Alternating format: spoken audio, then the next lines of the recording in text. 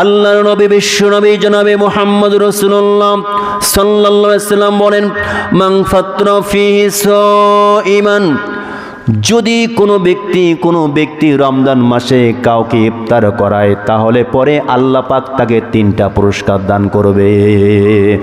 যদি রমজান মাসে কোনো ব্যক্তি কাউকে ইফতার করায়, রমজান মাস আসলে বলে যদি কোনো ব্যক্তিকে ইফতার করায়, আল্লাহ নবী যে বলেছেন আল্লাহ তাআলা তাকে 3টা পুরস্কারে পুরস্কৃত করবে। কয়টা পুরস্কার ভাই? আরো জোরে, 3টা পুরস্কার দান করবে আল্লাহ পাক।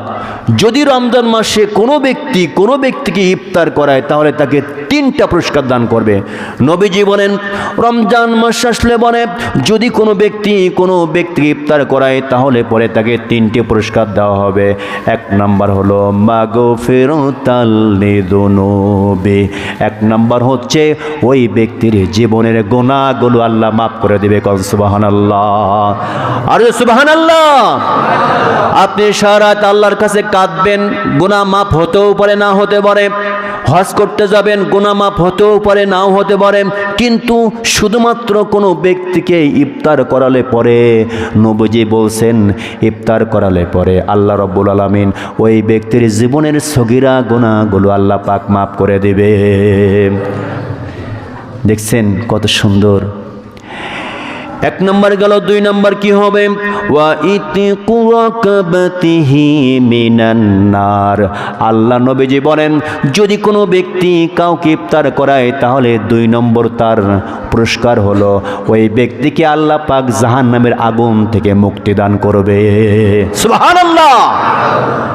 যদি কোনো ব্যক্তিকে ইফতার করায় 2 নম্বর পুরস্কার হচ্ছে ওই ব্যক্তিকে জাহান্নামের আগুন থেকে আল্লাহ পাক বাঁচায় দিবেন। আমরা তো সকলেই জাহান্নামের আগুন থেকে বাঁচতে চাই, জাহান্নাম থেকে বাঁচতে চাই। কত কান্নাকাটি করি তার জন্য, কত দান সৎকার করি, কত কি করছি, কবুল হতেও পারে না হতে পারে। নবীজি বলছেন তুমি ইফতার করাও, ওই ইফতারকারীকে ইফতার করানোর কারণে আল্লাহ পাক তোমাকে 2 নম্বরে জীবনের গুনাহ, 2 নম্বরে আল্লাহ পাক তোমাকে জান্নাত দান করবে, জীবনের গুনাহগুলো মাফ করে দিবে। সুবহানাল্লাহ। বিশ্বনবী 3 নম্বরে কথা বলছেন, ওয়া কানা লাহু মিসলু আজরিহি মিন গায়রি আইয়ান্তাকিদা মিন আজরিহি শাইউন। আল্লাহ নবী বলেন সাহাবীরা শোনো, যদি কোনো ব্যক্তি ইফতার করায় তাহলে পরে তার 3 নম্বর উপকার হলো, 3 নম্বর প্রতিদান হচ্ছে ওই ব্যক্তি যাকে ইফতার করালো, যাকে ওই ব্যক্তি ইফতার করালো, ওই ব্যক্তি রোজা রেখে যে সওয়াব পাইলো আল্লাহ রাব্বুল আলামিন তত পরিমাণ সওয়াব ইফতার দাতার আমলনামায় লিখে দেবে। কোন সুবহানাল্লাহ, আর সুবহানাল্লাহ। কত সুন্দর হাদিসটা। তাহলে নবীজি বললেন যদি কোনো ব্যক্তি কোনো রোজাদারকে ইফতার করায় সে 3টা পুরস্কার পাবে। 1 নম্বর পুরস্কার হচ্ছে যে ওই ব্যক্তির জীবনের যত গুনাহ আছে, পরের সম্পদ ফাঁকি দেওয়া, বাবা মার সঙ্গে ধমক দিয়ে কথা বলা, এই সমস্ত বাদ দিয়া যত ছোট গুনাহ আছে সব গুনাহগুলো আল্লাহ পাক মাফ করে দিবে। 2 নম্বর হচ্ছে কঠিন জাহান্নামের আগুন, ওই জাহান্নামের আগুন থেকে আল্লাহ পাক তাকে বাঁচায় দেবে। 3 নম্বর হচ্ছে আল্লাহ রাব্বুল আলামিন ওই ব্যক্তিকে যে ইফতার করাবে, ওই ব্যক্তিকে আল্লাহ রাব্বুল আলামিন যাকে ইফতার করাইলো, যে রোজাদারকে, ও রোজা রেখে যত সওয়াব পাইলো, রোজা রেখে যত সওয়াব পাইলো অত সওয়াব তার আমলনামায় লিখে দেওয়া হবে। কারণ সুবহানাল্লাহ। এখন প্রশ্ন হলো, যদি কোনো ব্যক্তি 1 জন না 2 জন না 10 জনকে ইফতার করায়, এখানে তো বলেছে মানফাত্রা, যদি নবী বলেছেন যদি কাউকে ইফতার করায়, কিন্তু যদি কোনো ব্যক্তি 10 জন 20 জন 50 জনকে ইফতার করায়, আমার ভাইরা একই মাসালা, 50 জনকে ইফতার করালে পরে 50 জন রোজা রেখে যে সওয়াব পাইছিল ওই সওয়াবটা আপনার আমলনামায় চলে আসবে। সুবহানাল্লাহ। এখন প্রশ্ন এমন হতে পারে, হুজুর তাহলে এক কাজ করি, রোজা রাখবো না, খালি ইফতার করাবো, ঠিক না? রোজা দরকার নাই, রোজা রেখে লাভ কি? এত কষ্ট রোজা রাখার দরকার নাই, খালি প্রতিদিন ও মসজিদ ইফতার দেবো, ও মসজিদ ইফতার দেবো, এই মসজিদ ইফতার দেবো, ইফতার দিতেই থাকবো। এত নেকি যখন, রোজা আমি রাখবো না, খালি ইফতার দিতেই থাকবো, এটা কাজ হবে না। কারণ বলেছে যে ব্যক্তি ইফতার করাবে সে ব্যক্তি মোমেন হবে, মোমেন ইমানদার হবে। আর ইমানদার তো রোজা ছাড়া ইমানদার হতে পারে না, রোজাদার ইমানদার ছাড়া রোজা রাখে না। সুতরাং আপনাকে রোজা রেখেই এই কাজগুলো করতে হবে। প্রাণপ্রিয় ভাইরা, এবার আসেন, এই ওয়াজটা আল্লাহ নবী সাহাবীদেরকে নিয়ে শাবান মাসের শেষে করলেন। তখন তার মধ্যে তো সবাই বড় লোক না, কতক সাহাবী আছে গরিব মানুষ, দিন মজুরি দিয়ে খায়। এর মধ্যে এবার সাহাবীরা একটু গড়িমসি বনে কানাকানি করে, হুজুর যে কথা কইলো আমার তো ঠিকমতো খাওয়াই হয় না, আমি কিভাবে ইফতার করাবো? হুজুর যে কথা বললো আমার তো সম্ভব না। মানে সাহাবীরা বলছে ভাবে আমার তো টাকা পয়সা ঠিকমতো নাই, গরিব মানুষ, কি হবে?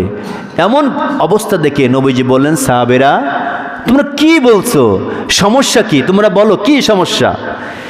এই কথা যখন নবীজি বলেছেন সাহাবীরা সাহস পেয়ে গেছে। তখন সাহাবীরা বলছে, ইয়া রাসূলুল্লাহ লাইসা কুল্লুনা নাজিদু মা নুফাত্তিরু বিহিস সাইম।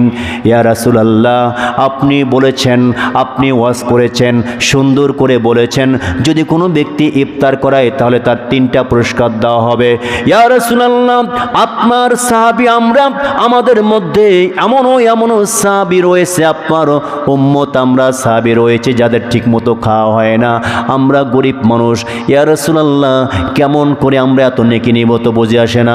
আমার ভাইরা, এমন কথা বলার পর আল্লাহ নবী কিন্তু এই কথাটা ভালো করে শুনলেন। সুন্দর করে শোনার পরে এবার নবীজি বলছেন, ফাকালা রাসূলুল্লাহ সাল্লাল্লাহু আলাইহি সাল্লাম, ইউতিল্লাহু হাযা সাওয়াবা মান ফাত্তারা সাইমান আলা মাযকাতিল লাবানিন আও তামরাতিন আও শারবাতিন মিম্মা।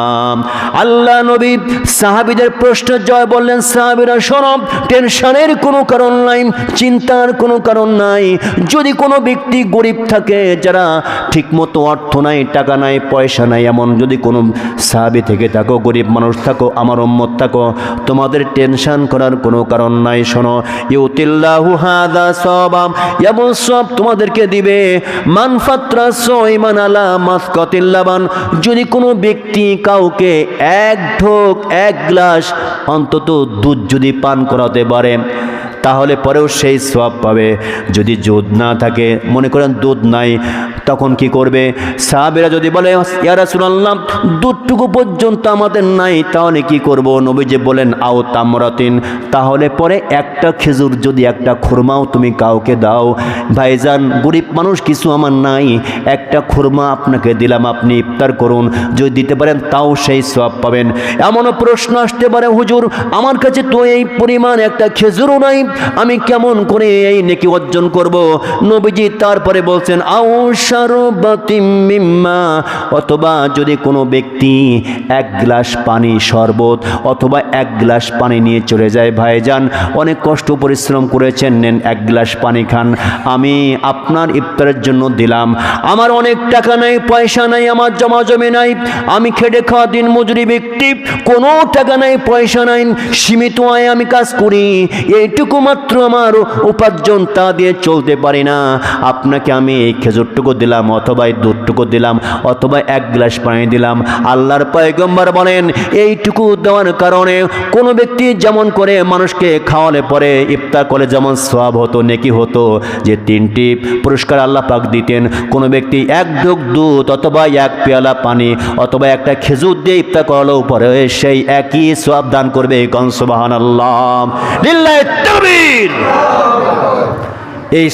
এই সময় কিন্তু চলে আসছে, খবরদার কেউ মাহরুম যেন আমরা না হই। প্যান প্রভাইরাম, এরপর নবীজি বলছেন, ওয়ামাল আশবা সাইমান সাকাহুল্লাহু মিন হাউজি শারবাতান লা ইয়াযমাউ হাত্তা ইয়াদখুলুল জান্নাহ। নবীজি বলেন, সাহাবীরা আরো একটা খবর আছে, যদি তোমরা কোনো রমজান মাসে কোনো রোজাদার ব্যক্তিকে যে রোজা রাখে যদি তাকে তৃপ্তি সহকারে তোমরা খাওয়াতে পারো, যদি ভাত খাওয়াতে পারো সন্ধ্যাবেলায়, রোজা রাখলো সারাদিন, সন্ধ্যাবেলায় যদি কোনো রোজাদার ব্যক্তিকে তৃপ্তি সহকারে খাওয়াতে পারো, তাহলে পরে আল্লাহ রব্বুল আলামিন তোমাকে হাউজে কাউসারের পানি পান করাবেন এবং আল্লাহর আরশে আজিমের নিচে বসায়া খাওয়াবেন কিয়ামতের মাঠে। এমন পানি আল্লাহ পাক তোমাকে পান করাবেন, আর জান্নাতে যাওয়ার আগ পর্যন্ত তোমার আর পানি পিপাসা লাগবে না। কোন সুবহানাল্লাহ। এরপর নবীজি বলছেন ওহুয়া শাহরুন আউয়ালু রাহমাত, রমজান মাসের প্রথম ভাগ হচ্ছে রহমত, ওয়া আওসাতু মাগফিরা, মাঝখানে হচ্ছে ক্ষমা, ওয়া আখিরু ইতকুম মিনান নার, লাস্টে হচ্ছে নাজাত। এই জন্য আমার ভাইরা, আমার দাবি থাকবে আমরা পয়লা রমজান থেকে যেন একটা রোজা কেউ না বাদ দিয়ে দেয়। প্রতিটা ব্যক্তি আপনাকে বলবো, আপনি আপনার বিবিকে বলবেন, আপনার মেয়েকে বলবেন, ছেলেকে বলবেন, ভাই বোন যারা আছে সকলকেই ফোন দিয়ে বলবেন, খবরদার রমজান মাস যেন আমাদের কাছ থেকে ছুটে না যায়। কোনো অজুহাত চলবে না, কোনো কথা চলবে না। রমজান মাস যখন পেয়েছি এক নিয়তে আল্লাহর সন্তুষ্টির জন্য, আল্লাহর জান্নাত পাওয়ার আশায় এক রমজানের পয়লা তারিখ থেকে শেষ পর্যন্ত রোজা রাখবো। আমি কসম আল্লাহর বললাম ভাই, আপনার জীবনে যত গুনাহ আছে সকল গুনাহগুলো মাফ হয়ে যাবে। কোন সুবহানাল্লাহ। আল্লাহ পাক তৌফিক দিন, আমিন। এবং